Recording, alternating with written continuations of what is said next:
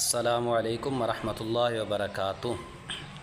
تو آج ہم لے کر آئے ہیں آپ کی خدمت میں فارسی کے ایک دو جملوں کی ترکیب۔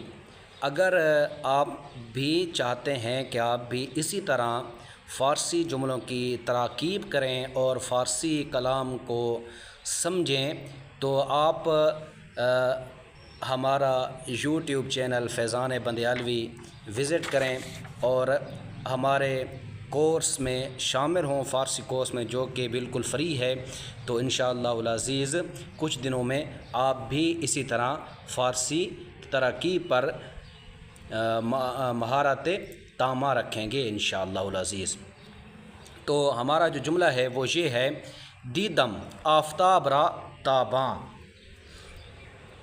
دیدم آفتاب را تاباں۔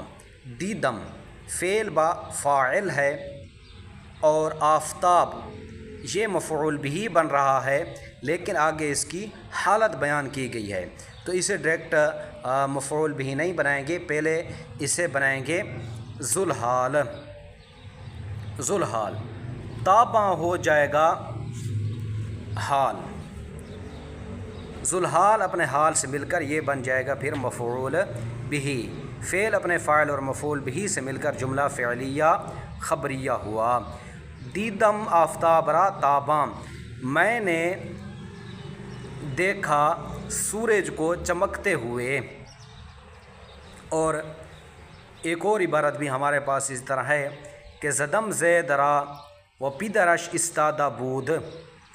زدم اس میں ہے فعل با فاعل، زید ہے ذوالحال، آگے وو حالیہ ہے، وو حالیہ، اور اس میں آگے جو جملہ ہے پدرش استادہ بود، بود اس میں ہے فعل ناقص، بود فعل ناقص، اور پدرش پدر مضاف، شین ضمیر مضاف الیہ مجرور متصل مضاف الیہ، مضاف نے مضاف الیہ سے مل کر یہ ہو جائے گا فعل ناقص کا اسم، استادہ ہو جائے گی فعل ناقص کی خبر۔